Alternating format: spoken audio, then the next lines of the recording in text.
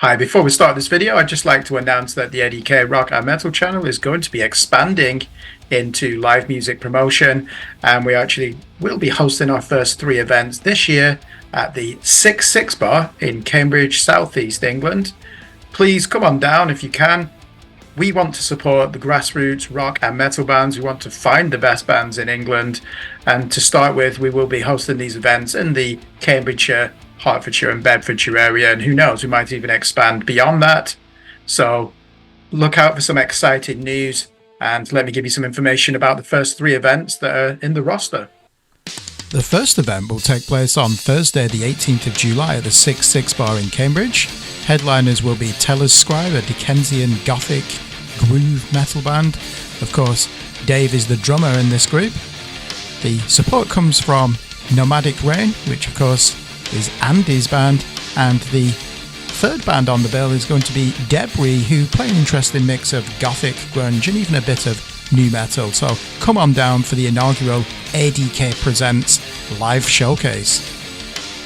The second event will take place on Thursday the 25th of July. Again, that's at the 66 Bar, and this is going to be headlined by Cambridge progressive metalcore heroes Far From Refuge, who will also be launching the new EP, and support comes from the Hertfordshire death grind band Extreme Death Art and the Cambridge power metal meets groove metal act Hereward. The third show in the calendar takes place on Friday the 27th of September, and that's going to be headlined by the hard-rocking groove metal band Lowdown, with support coming from Struck Down, Broken Calling, and Before the Sirens. And that takes place also at the 66 Bar in Cambridge. You can already pre-order your tickets. Just go to the A.D.K Rock and Metal Facebook page and you'll see the link in there.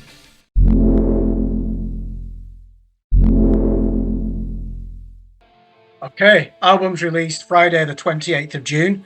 I've chosen 10 records. I think there's one EP in here.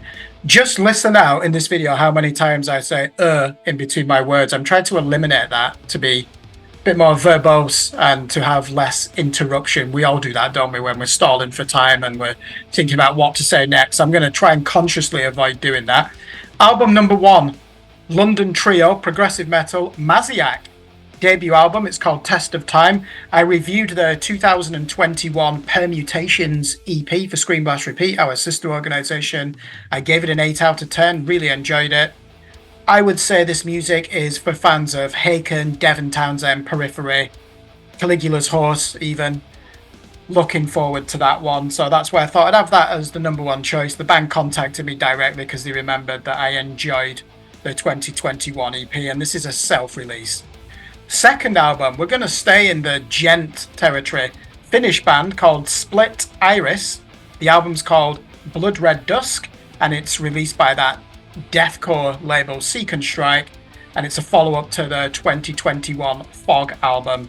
Gent, dirty word in some circles, not with me. I'm a big fan of all the bands, many of the bands that have taken the Meshuggah sound and moved it forward, specifically Periphery and Tesseract, so I will give that a listen. The third album, progressive death metal from Spain. The band are called White Stones, and the album's called Memoria Viva. Probably better known as the band of Opeth bassist Martin Mendez, and they're signed to Rain in Phoenix Music. They used to be on Nuclear Blast, didn't they, this band as well? So this is album number 3, and the first since 2021's Dancing into Oblivion. Progressive death metal, count me in. If this was old school death metal, I would probably give it a listen and zone out after 5 songs. So more likely to enjoy this one. We're going to stay with death metal. Are these the most overhyped band in modern death metal? 200 Stab Wounds. They've now signed to Metal Blade. They're from Cleveland, Ohio. I reviewed their 2021 Slave to the Scalpel LP. I actually enjoyed it. Manual Manic Procedures, this one is called. Death metal, what are these doing different? I don't really hear anything they're doing different, so I'm not sure if I'll enjoy this album or not. I did the last one, a bit like that brutal death metal band Sanguisuga Bog. Not really too sure how they've managed to get signed to Metal Blade or Century Media or whatever large label it is. And then when you listen to it, you think, yeah, it isn't overhyped. There is something here, but I can't quite articulate it. So I would say that's where 200 Stab Wounds fall in terms of my approach to their music and, should I say, reservations. But I will give it a listen and let's see if it does live up to expectations. Next record, we're going to go to Sweden. And this is a band who actually are claimants to the origins of Gothic metal. So they predate Paradise Lost's 1990 debut, Lost Paradise. The band is called Stillborn. The album's called Netherworlds, and it's released via Black Lodge Records.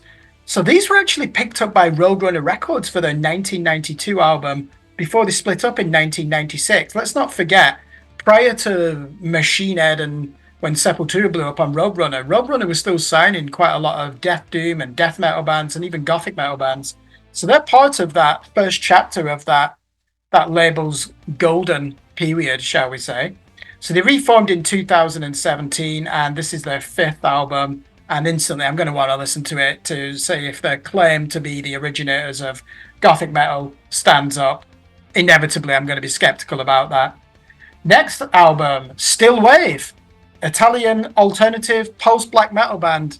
And the album's called A Broken Heart Makes an Inner Constellation. I know that one of the guitar players from that avant-garde black metal band Aberrim is in this project as well. They describe their music as a dark blend of shoegaze, post-rock, and doom black metal.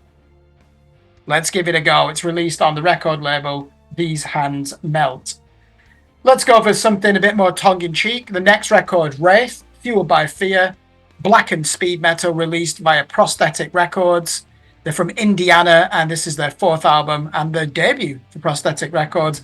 Blackened speed metal, you're basically just taking Venom, bit of Slayer, and some of the more absurd cliches of traditional heavy metal and having a good time, and you're possibly hiding behind occultism and Satanism, and you never know if they're being serious or not. The important thing is it rocks out, and you don't have to take it too seriously anyway.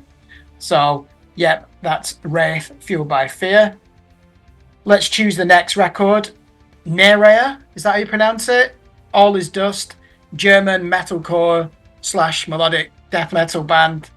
Again, Metal Blade. They sign a lot of bands from Germany, don't they? And when you hear Brian Slagle give an interview, I'm sure one of the reasons is because that's a market that still buys physical units, so CDs and a lot of vinyl. Released a debut album in 2005, so they've been around for 19 years. This is their 8th full-length record. 3 of the members are also in a black metal side project called Our Loss Is Total, and they released their debut album in 2022. So interesting, isn't it, that when they're not in their main band, they're in a black metal project. So let's give it a listen. Album number 9. It's not an album, it's an EP, sorry. So the 9th record on this list, Slug Crust, and the album's called Discharged, grindcore band from the USA, and they're on a label called Terminus Hate City. Now, these were formerly of Prosthetic Records, and their 2022 debut, Ecocide, was released on that label. So they've moved over to another label, Terminus Hate City. I don't know anything about this label. It's grindcore, it's an EP. Does that mean it's going to be 5 minutes? I mean, a grindcore album's normally 20 minutes, isn't it? So this could be a very short EP.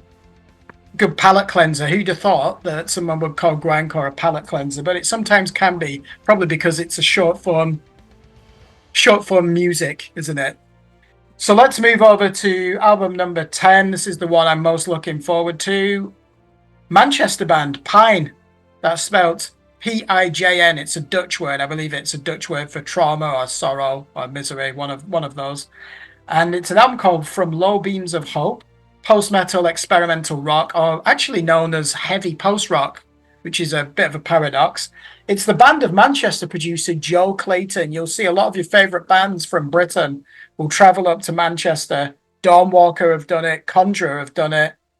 Also, that band Earn, they've recorded with Joe Clayton. So this is a guy who's got a great reputation as a recording engineer and mixer. And they actually did a split with Conjurer in 2017. So that's where I first came across the name. And this is their sophomore album.